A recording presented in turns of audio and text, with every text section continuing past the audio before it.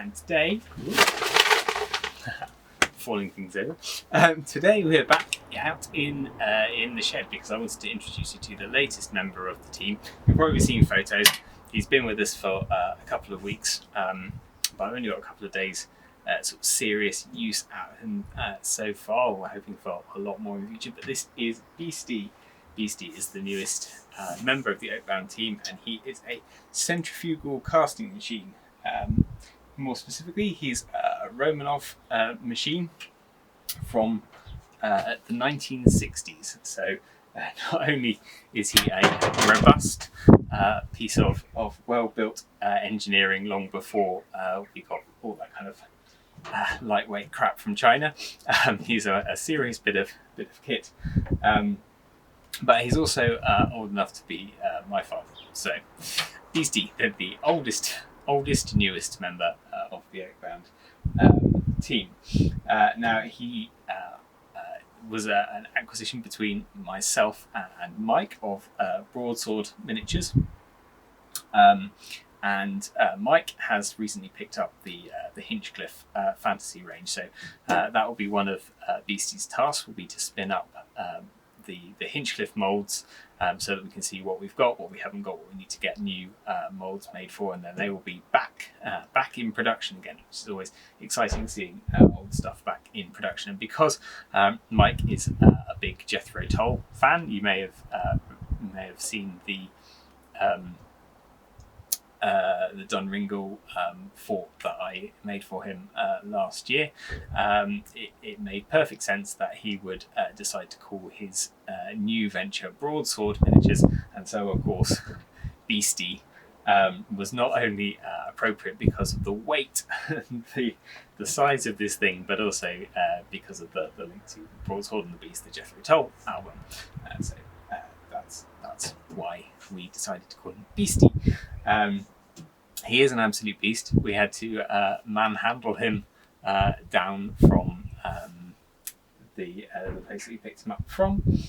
Very helpful chap. Thank you. You know who you are. I'm not sure if you want me to let on who you are, but thank you. Thank you. Very appreciative of you for doing us a good rate on this machine. It has a good lineage. It's been in a couple of miniatures businesses prior to us, and although it has fancy timers, it's all been bypassed. This is basically, it has an on and off switch and a little compressor that runs the thing inside, and at some point we'll probably show you some spinning, but for now I just wanted to introduce you to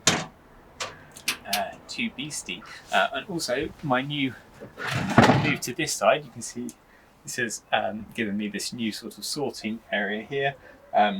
All of our moulds are stacked down here, and this is where I've just been sorting the first casts to come off the spin caster. So there is a restock in our shop, and at the moment it's only a few things, but hopefully we'll get everything back in stock in decent levels pretty soon. So still a few things to sort out here, but we're getting there. We're getting there, including my to-do list on the back wall there. So it's all exciting, learning things through spinning.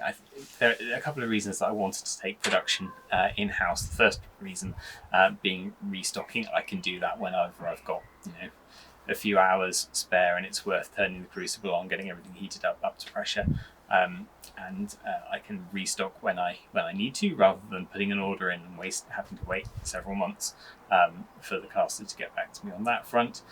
Partly it reduces my overheads because I'm not paying a caster to do it, I'm doing it myself, so I'm actually earning some money through Oakbound, which hasn't happened previously, so hopefully that will be more money to invest back into new figures, new moulds, getting sculptors to do things, getting artists to do things, new books, but also paying myself a little bit, which is nice.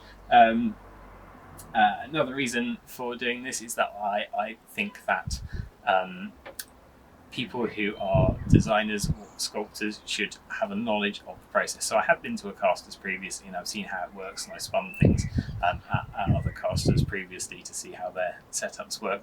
But I think it helps to have an all-round knowledge of the process. It's a bit like when I was training to be a set designer. I decided to go and do a stage management course and to look into the lighting, look into the sound, look into the prop design, which is what I actually ended up going into. Look into the backstage stage management side of things, which I had experience of that beforehand, but I wanted to go and train in that, to have a really good grounding in that, because I think a designer needs to know the processes that they're handing the designs off to and the processes that are contributing to their design process. So having an overall view of the process is really important. So that we'll go into. And already there are things, having spun only a few molds, I suddenly think, do you know what? I know why mold makers like this. Do you know what? I know why mold makers like this, because you spin a few things and the same pieces don't come out in the same way time and time again. Okay, so that it gives you a sense of what works well, what works reliably, what consistently comes out of the mold, and also what doesn't. So yeah, Beastie will be spinning your miniatures. So if you're buying anything that is freshly restocked, this will be where it's come from.